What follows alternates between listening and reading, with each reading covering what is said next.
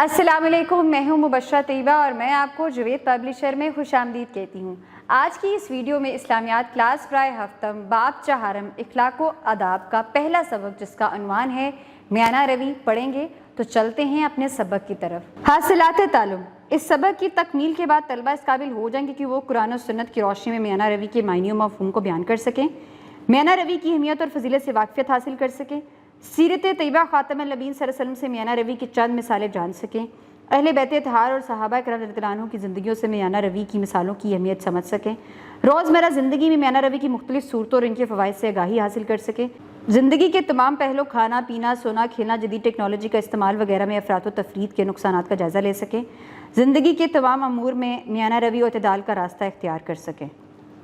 आज के इस सबक में हम पढ़ेंगे कि हमारी ज़िंदगी में म्याना रवी कितनी ज़रूरी है और हमें हमारी अपनी ज़िंदगी इत्तेदाल से गुजारनी चाहिए और उसके क्या फ़ायदे हैं, और उसके साथ साथ अगर हम म्याना रवी इख्तियार नहीं करते तो उसके क्या क्या नुकसानात हैं, और आजकल की जदीद टेक्नोलॉजी को इस्तेमाल करते हुए हमारे आजकल के जो नौजवान बच्चे हैं वो किस तरीके से इत्तेदाल से काम नहीं लेते और उनकी वजह से उनकी ज़िंदगियों में क्या क्या असरात मुरतब होते हैं। और उसके साथ साथ हम आप सल्लम की ज़िंदगी में म्याना रवी और इत्तेदाल के हवाले से कुछ मिसालों का जायज़ा भी लेंगे। तो अब चलते हैं अपने सबक की तरफ। म्याना रवी के लफ्ज़ी मायने दरमियानी रोश या चाल की हैं। इसका मफ़हूम यह है कि ज़िंदगी के तमाम मामलात में अफरात व तफरीत से बचकर दरमियानी राह इख्तियार की जाए। तारीख से पता चलता है कि पिछली अक़वाम ज़िंदगी के मुख्तलिफ़ शोबों में अफरात व तफरीत का शिकार हो गई थी। वो अपने अकायद व इबादात माशी ज़िंदगी में अफरात व तफरीत की रोश अपनाकर फितरत से दूर हो गई। म्याना रवी का मतलब ये है कि हमें कोई दरमियानी रास्ता इख्तियार करना चाहिए। दरमियानी रास्ता इख्तियार करने का मतलब ये है कि अगर हम खाएं ना ज़्यादा खाएं ना कम खाएं, और अगर हमारा सोना पीना जागना खेलना किसी भी काम के हवाले से अगर हम अपनी ज़िंदगी गुजार रहे हैं तो वो ना तो बहुत ज़्यादा होनी चाहिए ना बहुत ज़्यादा कम होनी चाहिए। तो उसको इत्तेदाल कहते हैं कि मतलब हमें अपनी ज़िंदगी के जितने भी अमूर हैं उन्हें इत्तेदाल के मुताबिक गुजारने चाहिए। और तारीख से हमें पता ये चलता है कि हमसे जो पहली कौमें हैं उनकी ज़िंदगी में इत्तेदाल और म्याना रवी ना होने की वजह से उन्होंने अपनी ज़िंदगी में किन मुश्किलात का सामना किया, और उनकी अकायद व इबादात में उनकी माशरती ज़िंदगी में म्याना रवी और इत्तेदाल ना होने की वजह से वो अपनी फितरत से कैसे दूर हो गए। माशरत में म्याना रवी का मतलब यह है कि उठने बैठने और ज़िंदगी गुजारने के मुख्तलिफ़ पहलुओं में इत्तेदाल की राह इख्तियार कर ली जाए। नीज़ गुफ्तगू करते हुए ना ही इतनी बुलंद आवाज़ से गुफ्तगू की जाए कि दूसरों को तकलीफ, ना ही इतनी धीमी आवाज़ से गुफ्तगू की जाए कि सुनने वाले को बात की समझ ही ना आए, बल्कि हर काम में म्याना रवी इख्तियार करनी चाहिए। ना इतना कम खाना चाहिए कि आदमी कमज़ोर हो जाए, ना ही इतना ज़्यादा कि भारीपन महसूस हो। इसी तरह पैदल चलते वक्त भी म्याना रवी से काम लिया जाए। इरशाद बारी ताला है वक़्सिद फ़ी मशयी का वग़्ज़ुज़ मिन सौती का, तर्जुमा, और अपने चलने में म्याना रवी इख्तियार करना और अपनी आवाज़ नीची रखो। इसमें बताया यह जाता है कि हमें अपनी ज़िंदगी के हर पहलू में इत्तेदाल से काम लेना चाहिए। जैसे कि बताया जाता है कि अगर हम अपनी गुफ्तगू कर रहे हैं कि ना वो इतनी ऊंची आवाज़ में करें कि दूसरों को उसकी वजह से तकलीफ़ हो, और ना ही इतनी आहिस्ता आवाज़ में बात करें कि सुनने वाले को समझ ही ना आए। और इसी तरीके से खाने पीने की बात हो तो ना ही इंसान को इतना कम खाना चाहिए कि वो कमज़ोर हो जाए, और ना ही इतना ज़्यादा खाना चाहिए कि वो मोटा हो जाए। और इसी तरीके से जब हम लोग पैदल चलें तो पैदल भी ना ही बहुत तेज़ से चलना चाहिए और ना ही बहुत आराम से चलना चाहिए। इसी के साथ कुरान पाक में भी इरशाद होता है कि अपने चलने में म्याना रवी इख्तियार करो, कि मतलब कि दरमियाना रास्ता इख्तियार करो, आराम से चलो और अपनी आवाज़ नीची रखो। नीची रखने का मतलब यह है कि इस तरह से आहिस्ता और ठहर ठहर के गुफ्तगू करो कि दूसरे आपकी बात को आसानी से सुन सके, यानी कि बहुत ज़्यादा ऊँची और बुलंद आवाज़ में बात ना की जाए। अल्लाह ताला के नज़दीक इत्तेदाल इतना पसंदीदा है कि उम्मत मुहम्मदिया को भी उम्मत वस्त यानी एक मुतदल उम्मत बनाया है। इरशाद बारी ताला है व कज़ालिका जअलनाकुम उम्मतन वसता, तर्जुमा, ए मुसलमानों इसी तरह से हमने तुम्हें मुतदल उम्मत बनाया है। आप सल्लम की मुख्तलिफ़ मिसालों से हमें यह पता चलता है कि हमें अपनी ज़िंदगी इत्तेदाल से गुजारनी चाहिए। और अल्लाह ताला इसी तरह कुरान पाक में भी इरशाद फरमाते हैं हज़रत मोहम्मद सल्लल्लाहु अलैहि वसल्लम की उम्मत को उम्मत वस्त यानी कि मुतदल उम्मत कहा जाता है, कि हमें अपनी ज़िंदगी को इत्तेदाल के साथ गुजारना चाहिए। तीन आदमी नबी करीम ख़ातमुन नबीय्यीन सल्लल्लाहु अलैहि वसल्लम की अज़वाज मोहतरमा रज़ियल्लाहु अन्हा के घरों की तरफ आप ख़ातमुल मुरसलीन की इबादत के मुतल्लिक़ पूछने आए। जब इन्हें हज़ूर अकरम ख़ातमुन नबीय्यीन सल्लल्लाहु अलैहि वसल्लम का अमल बताया गया तो जैसे उन्होंने इसे कम समझा और कहा कि हमारे नबी करीम ख़ातमुन नबीय्यीन सल्लल्लाहु अलैहि वसल्लम की इबादत से क्या मुकाबला। अल्लाह ताला ने आप ख़ातमुन नबीय्यीन सल्लल्लाहु अलैहि वसल्लम के तो तमाम अगले पिछले गुनाह बख्श दिए हैं। चुनाचा इनमें से एक ने कहा आज से मैं हमेशा रात भर नमाज़ पढ़ा करूँगा। दूसरे ने कहा मैं हमेशा रोज़े से रहूँगा और कभी नागा नहीं होने दूंगा। तीसरे ने कहा मैं औरतों से जुदाई इख्तियार करूँगा और कभी निकाह नहीं करूँगा।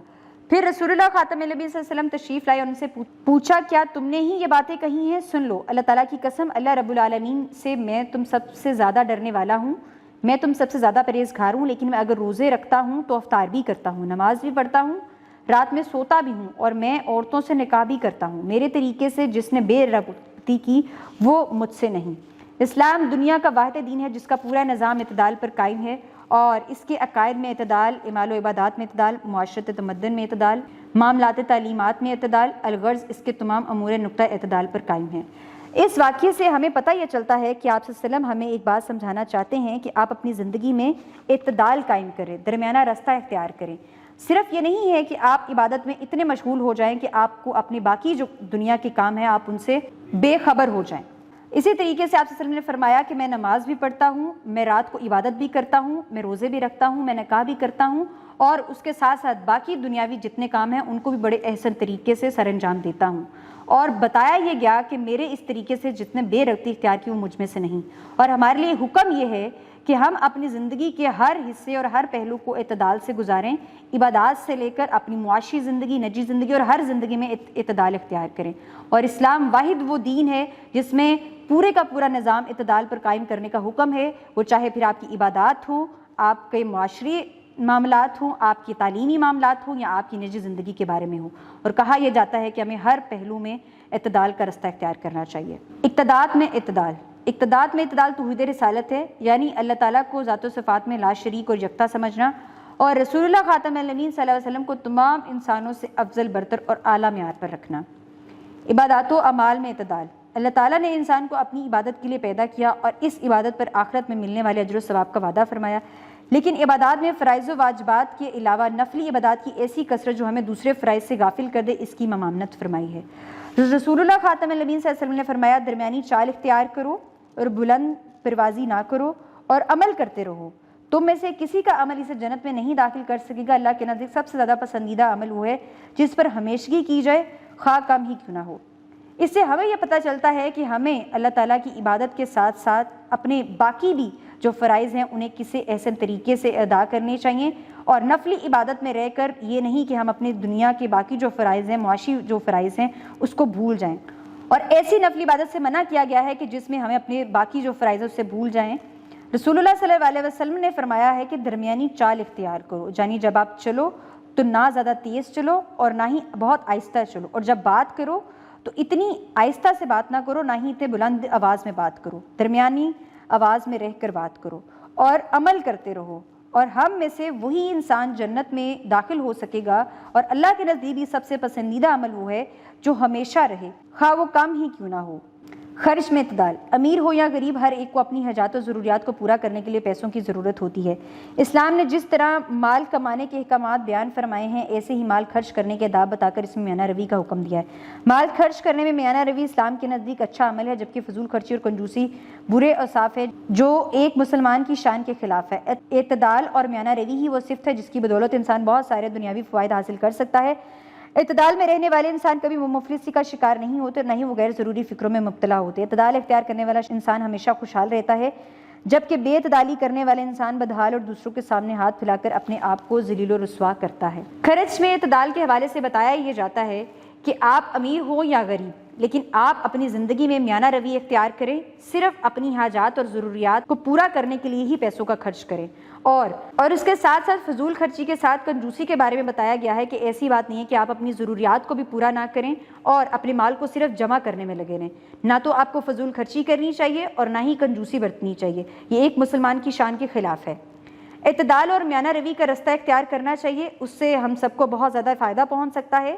کہا یہ جاتا ہے کہ جو اعتدال کا رستہ اختیار کرتا ہے وہ ہمیشہ خوش رہتا ہے، اور جو انسان اعتدال کا رستہ اختیار نہیں کرتا وہ ہمیشہ پریشان بھی رہتا ہے اور اس کی ضروریات کبھی پوری نہیں ہوتی، اور اپنی ضروریات کو پورا کرنے کے لیے دوسروں کے سامنے ہاتھ پھیلاتا ہے۔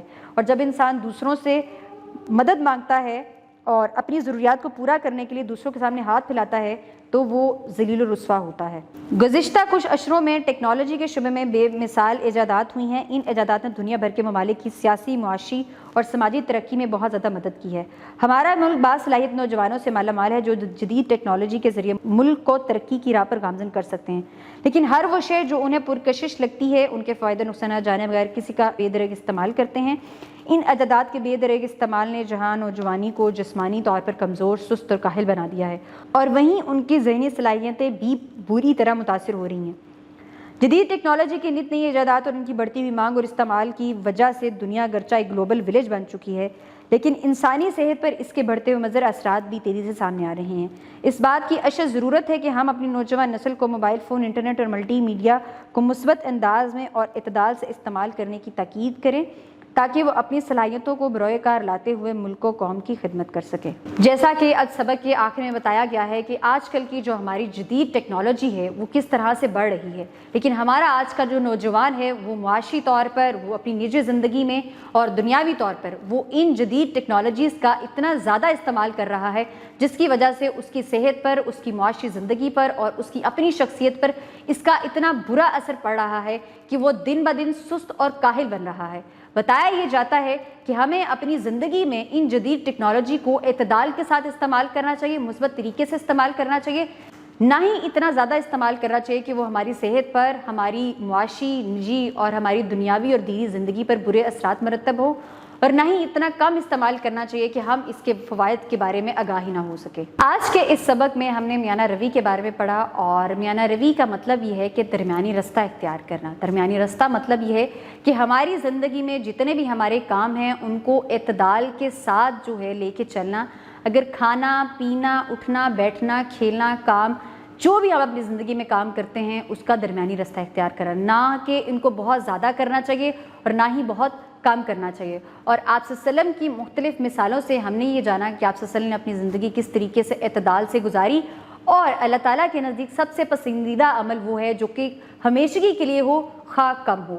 تو اس سے ہمیں پتہ یہ چلتا ہے کہ اگر ہم اپنی زندگی میں اعتدال کے ساتھ کام لیں گے، اور آج کل کی جو جدید ٹیکنالوجی ہے اور ہم اگر انہیں اعتدال کے ساتھ استعمال کریں گے اور بہتر طریقے سے استعمال کریں گے تو ہم کامیابی کے راہ پر گامزن ہو سکتے ہیں۔ لیکن اگر ہم ان ساری چیزوں کو بہت زیادہ استعمال کرنا شروع کر دیں، پیسوں کو بہت زیادہ خرچ کرنا شروع کر دیں، یا پھر بہت زیادہ خود کو عبادات میں شامل کر لیں اور جو ہمارے فرائض ہیں دینی، معاشی، ان کو ہم لوگ پورا نہ کریں تو اس سے ہماری زندگی پر بہت ہی برے اثرات مرتب ہوں گے۔ تو ہمیں سبق یہ ملتا ہے کہ ہمیں اپنی زندگی میں اعتدال کا رستہ اختیار کر کے اپنی دنیا آخرت کو بہتر بنانا چاہیے۔ اور اس سبق سے ہمیں درس یہ ملتا ہے کہ اگر ہم اپنی زندگی میں میانہ روی اور اعتدال سے کام لیں گے تو ہم دنیا آخرت کی کامیابی کے رستے پر گامزن ہو سکتے ہیں۔ اپنا بہت زیادہ خیال رکھیں اور جڑے رہیں بولتی کتابوں کے ساتھ۔